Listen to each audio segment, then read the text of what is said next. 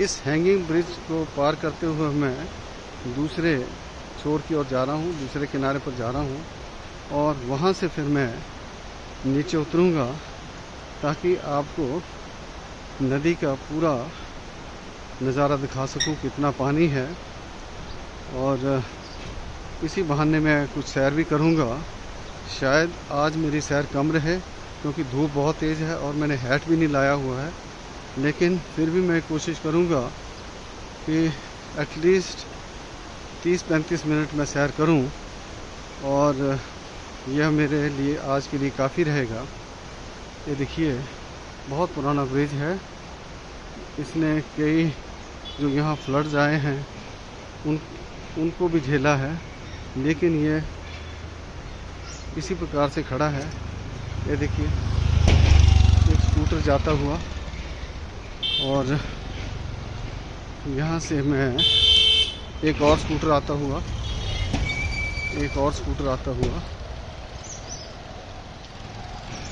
यह courier boys हैं। यहाँ से मैं नीचे जा रहा हूँ।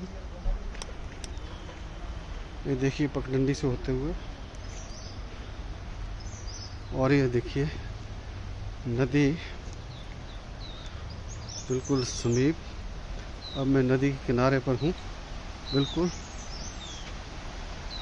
आप देख सकते हैं कितना तेज़ बहाव है और ऊपर इसके जो हैंगिंग ब्रिज है वो भी आप देख सकते हैं। हरियाली वृक्ष लगे हुए हैं, ये देखिए। तो दर्शकों, मैं आपको बताना चाहता हूँ कि ये जो नदी व्यास है बहुत ही पवित्र है। इसका नाम ऋषि वेद व्यास के नाम, जिन्होंने महाभारत लिखी थी, महाभारत की रचना की थी, उनके नाम पर है। कहा जाता है कि ऋषि व्यास जी ने व्यास नदी के तट पर तपस्या की थी, घोर तपस्या की थी। और यह भी लोग मानते हैं, हमारे पूर्वज या legends also say like this, कि यह जो नदी है इसको व्यास ऋषि जी ने ही उत्पन्न किया था। रोहतांग पास, जो कि यहाँ से लगभग 150-200 किलोमीटर मोर देन 100 किलोमीटर की दूरी पर है और समुद्र तल से लगभग 13 से 14 हज़ार फीट की ऊंचाई पर है। वहाँ से इस नदी का उद्गम होता है और उस जगह को व्यास कुंड कहते हैं। वहाँ से निकल कर नदी नीचे बहती है और मंडी कांगड़ा ज़िला से होते हुए यह समुद्र की ओर अग्रसर हो जाती है। ये देखिए कितना सुंदर व्यू बन रहा है। तो जैसे कि मैं बता रहा था कि नदी बहुत पवित्र है, ऋषि व्यास जी से जुड़ी हुई है।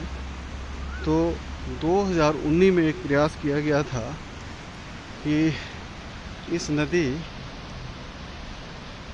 के किनारे एक उत्सव, जिसे उत्सव व्यास कहा गया था, मनाया गया था।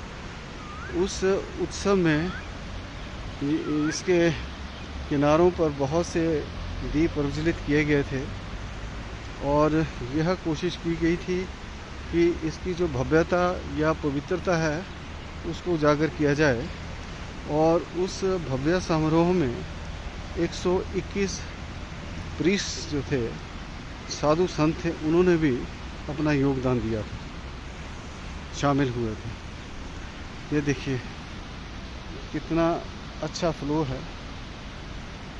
दोस्तों, यह नदी बहुत ही साफ़ है। इसका जल देखिए, अगर इसका जल हम सतलुज नदी के साथ कंपेयर करें तो हम ये पाएंगे कि इसके जल में कुछ नीलापन है, जबकि जो सतलुज नदी है उसमें मटियालापन है। ये देखिए। और ये जो नदी है इसमें कई प्रकार की जल क्रियाएँ होती हैं, जल से संबंधित एक्टिविटीज़ होती है, जिनमें मुख्य है राफ्टिंग। और जो इसके रैपिड्स हैं बहुत ही अच्छे हैं, बहुत इनको जो टेक्निकल लोग हैं बहुत अच्छा मानते हैं। और जो राफ्टिंग का समय है, उपयुक्त समय, वो मार्च से जून तक और उसके बाद सितंबर से अक्टूबर तक का है। उसके बाद जुलाई और अगस्त में यहाँ कोई राफ्टिंग नहीं होती, उसको प्रतिबंध लग जाता है, बैन लग जाता है, ये देखिए। और फिर सितंबर के बाद भी गतिविधियाँ राफ्टिंग की शुरू हो जाती हैं, लेकिन उसमें उतना लोग एक्साइटमेंट या उत्तेजना महसूस नहीं कर सकते, क्योंकि बहाव बहुत मतलब कम होता है। पानी कम होने के कारण बर्फ़ कम पिघलती है। दोस्तों देखिए, ये जो नदी है इसके और भी महत्व है। इस पर पोंग डैम बनाया गया है, जो कि बिजली परियोजना और सिंचाई के लिए जिसका उपयोग होता है। और यहाँ पर जो मछलियाँ हैं वो भी बहुत उच्च श्रेणी की हैं। जो ट्राउट फिशेस हैं इस नदी में पाई जाती हैं, क्योंकि इसका पानी ठंडा है, बिल्कुल साफ़ है। तो यहाँ पर एक तो स्नो ट्राउट, ब्राउन ट्राउट और रेनबो ट्राउट मछलियाँ पाई जाती हैं। इन मछलियों को पकड़ने के लिए एंगलिंग कंपटीशन भी लगता है, और जो सैलानी है या जो उस प्रतियोगिता में भाग लेते हैं तो वह उस एंगलिंग प्रतियोगिता का भी आनंद लेते हैं। अब देखिए दोस्तों, इसके किनारे कितनी एक्टिविटी चली हुई हैं।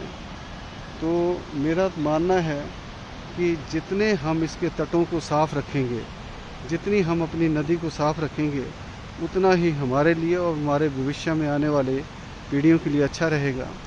आप जानते हैं कि इतने होटल्स बने हैं, इतनी कंस्ट्रक्टिव एक्टिविटी चली है, और हर जो व्यक्ति है, हर लोग जो हैं वो इसी में जो गंदगी है या मक मतलब कि या कोई भी पत्थर गारा निकलता है इसमें डालते रहते हैं।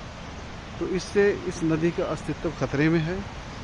तो मैं ये प्रार्थना करूँगा कि जो भी चीज़ इसमें डालनी है, जो एफ्लुएंट्स डालने हैं, उनको ट्रीट करके डाला जाए, ताकि कम से कम इस नदी को पोल्यूट किया जा सके।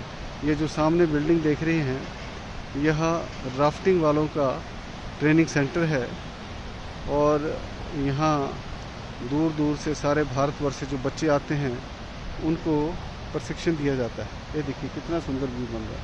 बहुत साफ़ नदी है, इसमें बहाव बहुत अच्छा है, लेकिन जब बरसात में पानी बढ़ जाता है तो इस कई बार ये रौद्र रूप भी धारण कर लेती है। तो मेरे सामने इसमें 2-3 बार बहुत ही भयंकर बाढ़ आई थी। इसने अपना रौद्र रूप दिखाया था, एक 1995 में, और उसके बाद 2003 में और 2023 में। और जब हम 2023 में थे तो उसमें जुलाई का महीना था, तो मैं अपने परिवार के साथ अपने लाहौल एरिया में गया हुआ था एक्सकर्शन के लिए। तो हम भी उसमें फंस गए थे, क्योंकि रोड्स और जो ब्रिजेस थे वो बह गए थे, तो आने में हमारे को बहुत तकलीफ़ हुई। तो दोस्तों, मैं यही चाहूँगा कि इस नदी को हम जितना अधिक से अधिक बचा सकें, इसको प्योर रख सकें, इसको साफ़ रख सकें, हमें प्रयत्न करना चाहिए। मैं एक और विनती भी करना चाहता हूँ कि जब पर्यटक लोग यहाँ कुल्लू आते हैं तो इस नदी को देख के उत्तेजित हो जाते हैं, और उत्तेजित होने के साथ वह इसके किनारों पर चले जाते हैं सेल्फीज़ लेने के लिए, फ़ोटोज़ लेने के लिए। लेकिन कई बार ये जो उनका एडवेंचर है मिस एडवेंचर में बदल जाता है, वो बह जाते हैं। और ऐसी कई घटनाएं हैं कि जिसमें कि कई जो पर्यटक हैं या कोई दूसरे स्थानीय लोग हैं इस नदी में बह चुके हैं। मैं आपको ये भी बताना चाहूँगा कि 2014 में एक इंजीनियरिंग कॉलेज के 24 छात्र इस नदी में बह गए थे, क्योंकि उन्होंने सेल्फीज़ या फ़ोटो लेने के लिए नदी में एक बहुत बड़ी चट्टान थी, उस पर चढ़कर फ़ोटो लेने की कोशिश की। उतने में नदी का बहाव बढ़ गया, शायद फ्लैश फ्लड आ गया था और वो सारे 24 के 24 बह गए हैं। तो निवेदन है कि आप इस नदी के किनारे बहुत ही प्रिकॉशन लेके जाएं और इसको ये ना देखें कि इसमें नदी पानी कम नज़र आ रहा है, क्योंकि अगर पानी कम भी है तो बहाव बहुत तेज़ होता है। और मैं ये चाहूँगा, मैं निवेदन करूँगा कि नदी के दोनों तटों पर ज़्यादा से ज़्यादा पेड़ पौधे लगाए जाएं और जो पर्यावरण को भी ठीक रखा जाए, जिससे कि हमारे ग्लेशियर जो इसको फीड करते हैं उनमें भी पानी बरकरार रहे। अगर वो ग्लेशियर मेल्ट कर गए तो इसका अस्तित्व खतरे में पड़ जाएगा। और आप तो जानते ही हैं कि जो आज दुनिया का भविष्य है वो पानी पर ही टिका हुआ है। जो भी कोई संभवतः युद्ध होगा पानी के लिए होगा, तो ये जो हमारे ग्लेशियर्स हैं, पानी के रेजरवायर्स हैं, और इनको हमने प्रोटेक्ट करना है। और हर प्रकार से हमने अपने पर्यावरण को बिल्कुल साफ़ सुथरा रखने की कोशिश करनी है। मैं जो नवयुवक हैं उनसे हाथ जोड़ के प्रार्थना करूंगा कि आप सहयोग दीजिए इस नेक काम में, इस नदी को साफ़ रखने के लिए अपने अध्यापकों की मदद से, कोई दूसरे NGOs की मदद से इसके तटों पर पेड़ लगाइए और लोगों को जागरूक करें कि नदियों का हमारे जीवन पर क्या उस नदी का हमारे जीवन पर क्या उपयोगिता है। तो इन्हीं शब्दों के साथ दोस्तों मैं आज अपना यह वीडियो बंद करता हूँ। आप सब लोगों को मेरा प्रणाम, शुभकामनाएं। दिन आपका अच्छा गुजरे। इसी प्रकार आगे भी मैं कुछ नए सब्जेक्ट्स के ऊपर वीडियो बनाता रहूँगा, जो कि एजुकेटिव होने के साथ साथ आपका मनोरंजन भी करते रहेंगे। और आप इस जो हमारी बहुत खूबसूरत जो एक घाटी है उसका भी आनंद लेते रहेंगे, उसकी सुंदरता का भी आनंद लेते रहेंगे। जय हिंद, जय भारत, जय हिमाचल, जय नदी ब्यास, जय नदी ब्यास, जय नदी ब्यास। लॉन्ग लिव नदी ब्यास और इसकी पवित्रता हमेशा बरकरार रहे। जय हिंद।